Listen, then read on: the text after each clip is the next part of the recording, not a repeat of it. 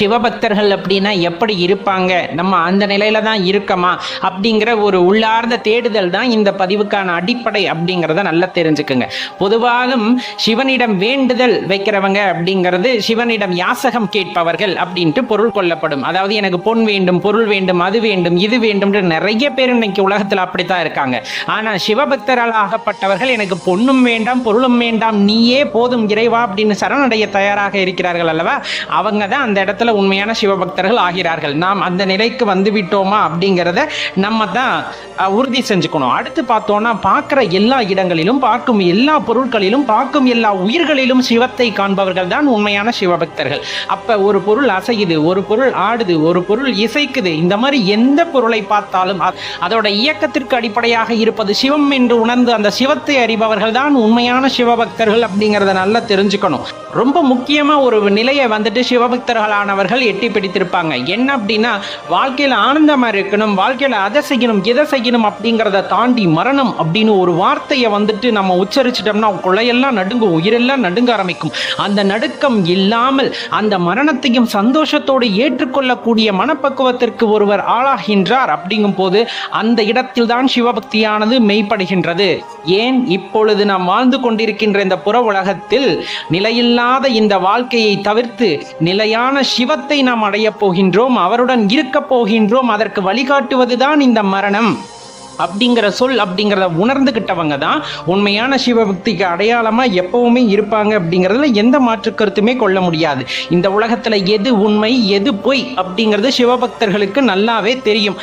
பொய் உண்மை அப்படின்னா நம்ம இந்த இடத்துல எது சொல்ல முடியும், ஆக்க முடியும், அழிக்க முடியும் அப்படிங்கிற ஆணவத்துல மனித குலம் செய்கின்ற எல்லாமே இந்த இடத்துல பொய்யானது தான்.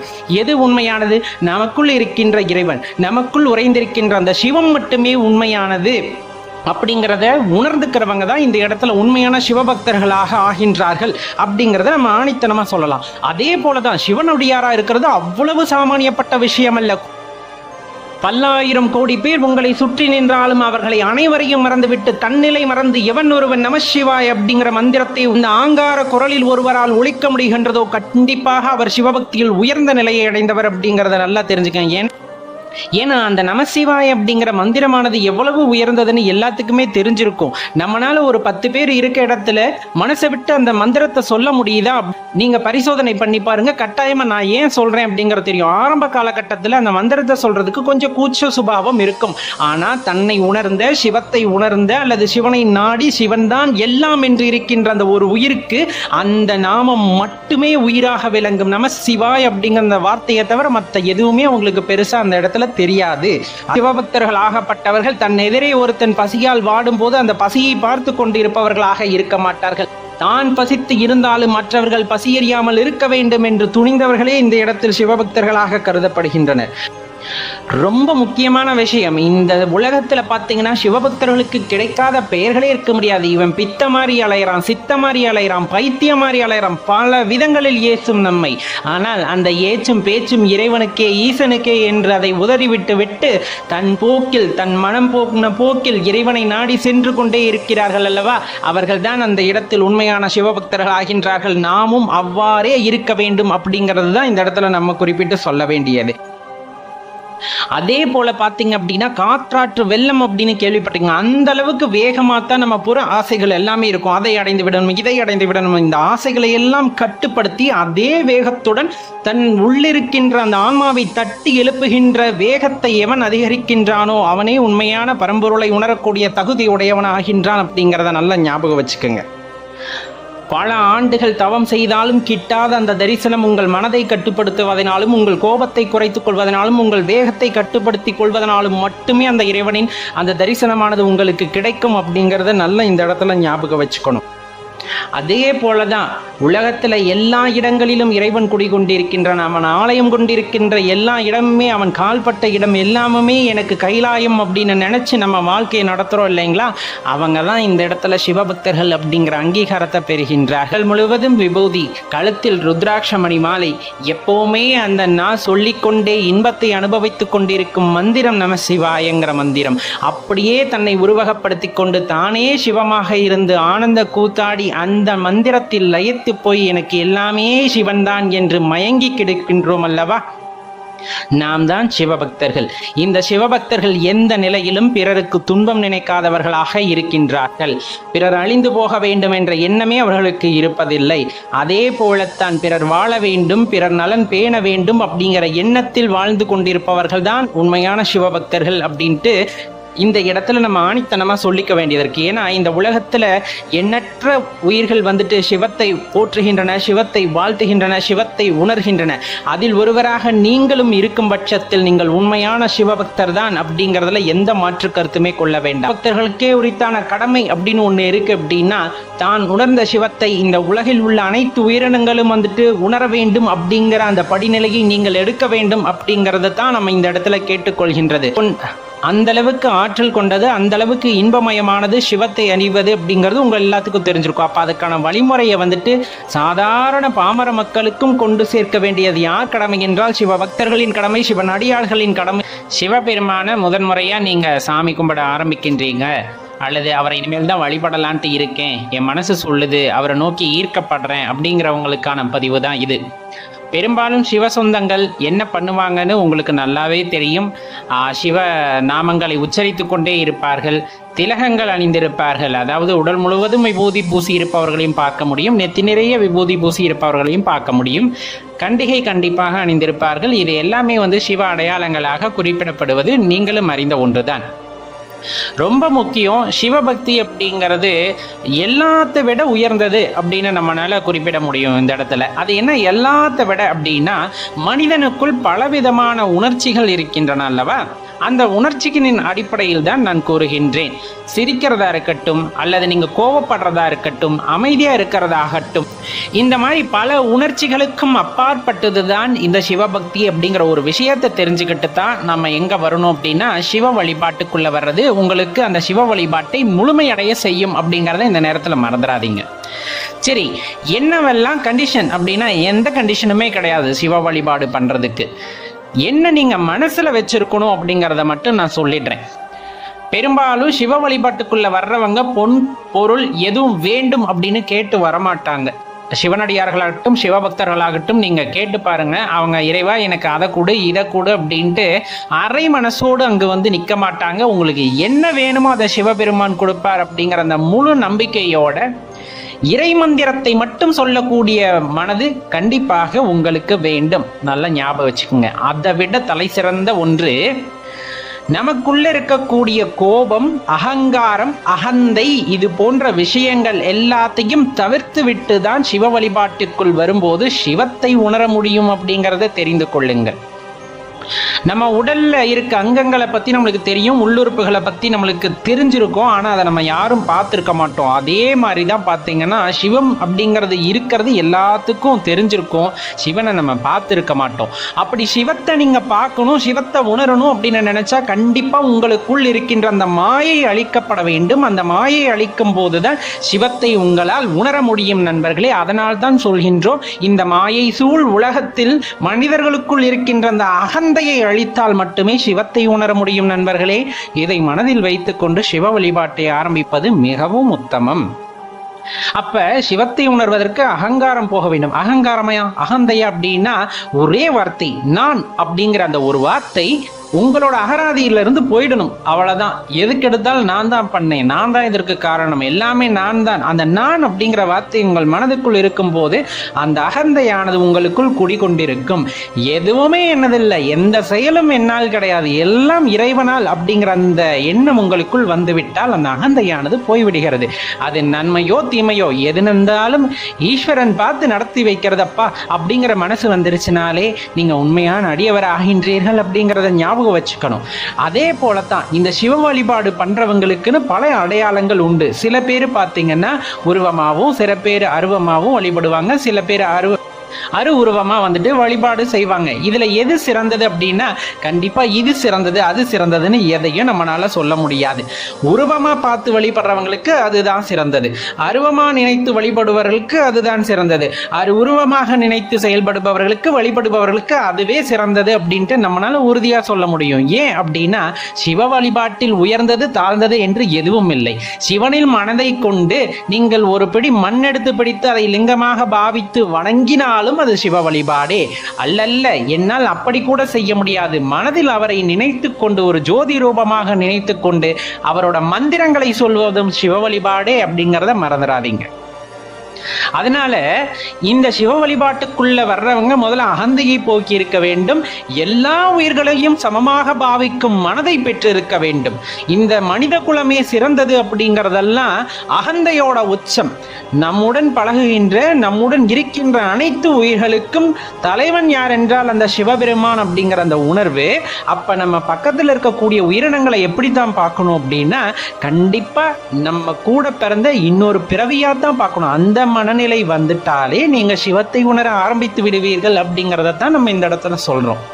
உயர்ந்தவன் தாழ்ந்தவன் என்று பாராமல் நிலையானது நிலையற்றது என்பதை உணர்வதுதான் சிவம் அப்படிங்கிறத மனசுல வச்சுக்குங்க. இந்த எல்லா கோட்பாடுகளும் உங்களுக்கு நெருங்கி வருது, உங்களுக்கு புரிய வருது அப்படிங்கும் போது கண்டிப்பா சிவத்தை உணர முடியும்.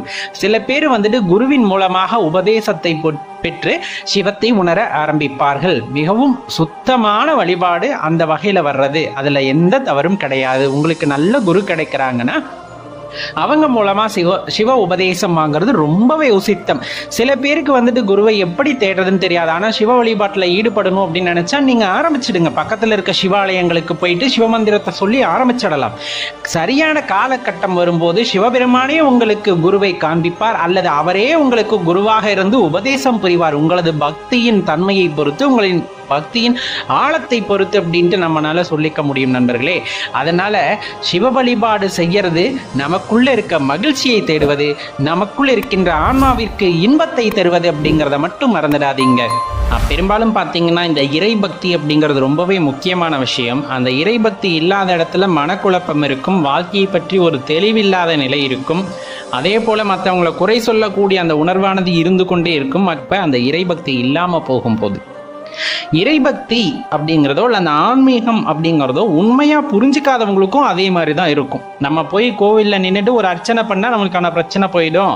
ஒரு கோயிலில் போயிட்டு ஒரு தான தர்மம் செஞ்சா நம்மளுக்கான பிரச்சனை போயிடும், பரிகாரம் செஞ்சா போயிடும் அப்படின்னு நினைக்கும் போதே அது அந்த இடத்துல ஆன்மீகத்திற்கான அடிப்படையவே இழந்து விடுகின்றது.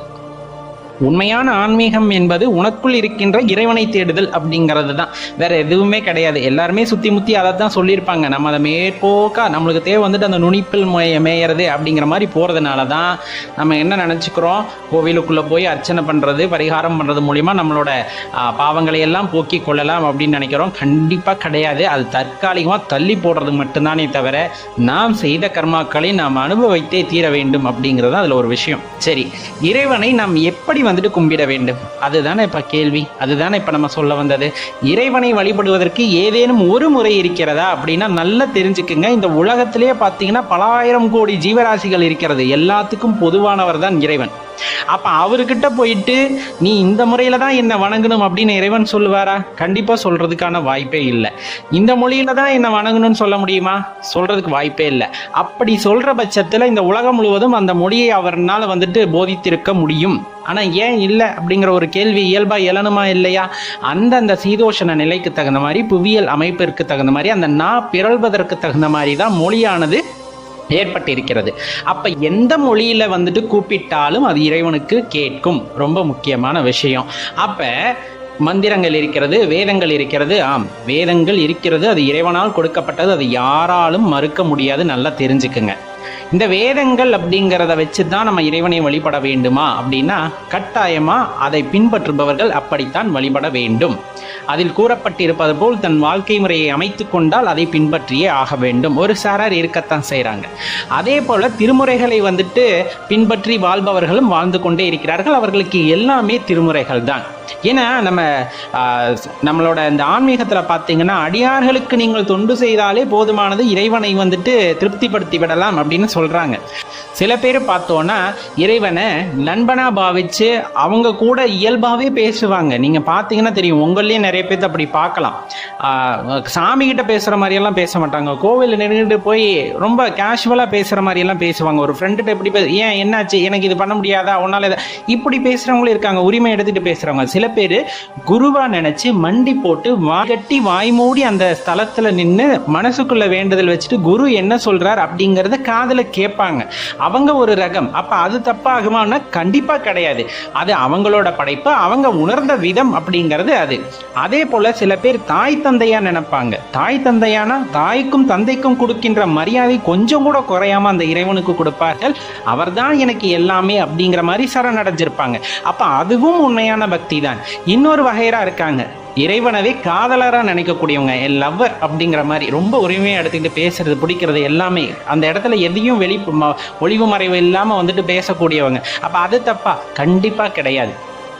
இது எல்லாமே பார்த்தா ஒவ்வொரு வகையில உன்னதமான பக்தின்னு தான் நம்மளால சொல்ல முடியும். இதுல நீங்க எந்த கேட்டகரியில வர்றீங்கன்னு எனக்கு தெரியல. இதையெல்லாம் தாண்டி நாம் குழந்தையாக இருந்து இறைவனை பாடுவது, நாம் குழந்தையாக இருந்து அந்த குணத்தோடு இறைவனை நேசிப்பது ரொம்பவே உத்தமமானதுங்க. ஏன் அப்படி சொல்றோம்? குழந்தைக்கு மனசில் வஞ்சகம் இருக்காது. இப்போ நீங்கள் சாப்பாடு வந்துட்டு நெய்வேத்தியம் படைக்கிறோம், நம்ம என்ன பண்ணுறோம்? ஒரு தட்டு இலை வச்சு அதுக்கு மேலே வச்சு கொண்டு போய் அந்த இடத்துல வச்சுட்டு நம்ம நெய்வேத்தியம் படைப்போம். குழந்தைங்க கிட்ட கொடுத்து பாருங்க, கொண்டு போய் வைக்க மாட்டாங்க, எடுத்து ஊட்டி விட ஆரம்பிச்சிருவாங்க. ஏன்னா நம்ம வந்துட்டு சாமியை வேற ஒரு ஆங்கிளில் பார்த்தோம்னா குழந்தைகள் தனக்கு ஈக்குவலாக பார்க்கக்கூடியவங்க, அவங்களுக்கு என்ன ஏதுன்னெலாம் தெரியாது. சாமியே என்னோட ஃப்ரெண்டு அப்படிங்கிற மாதிரி பார்ப்பாங்க. சாப்பிடுன்னு ஊட்டி விடுற அழகு இருக்கு பார்த்தீங்களா, அங்கே தான் அந்த இறைவனோட சூட்சமம் இருக்கின்றது. அப்போ குழந்தைத்தனமான மனது இருக்கிற இடத்துல கண்டிப்பாக இறைவன் இருப்பார். அந்த இறைவனோட ஆற்றலை அங்கு உணர முடியும் நண்பர்களே. இது மாதிரி நிறைய பேர் இருப்பாங்க. இந்த மாதிரி வகையில் நீங்கள் எப்படி வந்துட்டு இறைவனோட தொடர்பு கொள்றீங்க, நீங்கள் எப்படி வந்துட்டு அந்த இறைவனை உணர்ந்தீங்க அப்படின்னு உங்களுக்கு ஞாபகம் இருக்கா அப்படிங்கிறத யோசிச்சு பாருங்களேன். ரொம்பவே சந்தோஷத்தை ஏற்படுத்தும். சில கோவிலுக்குள்ளே எல்லாம் போகும்போது நமக்கே புரியாமல் ஏதோ நம்ம வீட்டுக்குள்ளே போகிற மாதிரி ஒரு சந்தோஷம் வரும் பார்த்தீங்களா? அந்த இடத்துல தாங்க அந்த பாண்டு, உங்களுக்கும் இறைவனுக்கான பாண்ட் அந்த இடத்துல தான் கிரியேட் ஆகும். சில இடத்துக்கெல்லாம் போனால் நம்மளால் உள்ளே போகவே முடியாது. கோவில் நான் சொல்ல, இப்போ நீங்கள் அந்நியர்கள் வீட்டுக்குள்ளே போனால் நம்மளுக்கு ஒரு உறுத்தல் இருக்கும் இல்லைங்களா?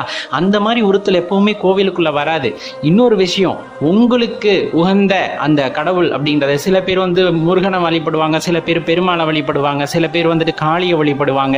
இந்த மாதிரி காலகட்டங்கள்ல அந்த கோவிலுக்குள்ள போகும்போதே எங்க அம்மா என்ன கூப்பிடுறாங்க, இந்த பார் என் பெருமாள் என்ன கூப்பிடுறாரு பார் அப்படிங்கிற மாதிரி, இந்த கந்தன் என்ன கூப்பிட்டுட்டார் அப்படிங்கிற அந்த உரிமையோட உள்ள போவோம். என் ஃப்ரெண்டு வீடுடா அப்படிங்கிற மாதிரி நம்ம உள்ள போவோம். எங்க அப்பா அம்மா அங்க இருக்காங்க, நாங்க இங்க போறோம். அந்த உணர்வு தாங்க, அந்த அடிப்படை உணர்வு, கள்ளம் கபடமற்ற அந்த உணர்வு தான் ஆன்மீகத்துக்கு தேவையானதே தவிர நீங்க கொண்டு போய் கொடுக்குற பூவோ பழமோ நீங்க கோயிலுக்கு கொடுக்குற காசோ அதெல்லாம் ஒண்ணுமே முக்கியம் இல்லை.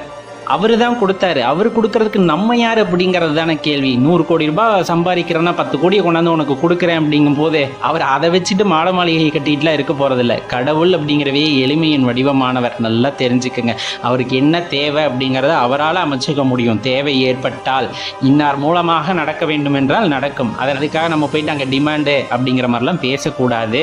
ரொம்ப முக்கியம், கள்ளம் கபடமற்ற உள்ளம் இருக்கும் இடத்தில் இறைவன் குடியிருப்பார். இதில் நீங்கள் எந்த வகை அப்படிங்கிற யோசிச்சு பாருங்க. உங்களால உணர முடிஞ்சது அப்படிங்கும் போது கண்டிப்பா அந்த பாதையிலே நீங்க போங்க, இறைவனை அடைந்து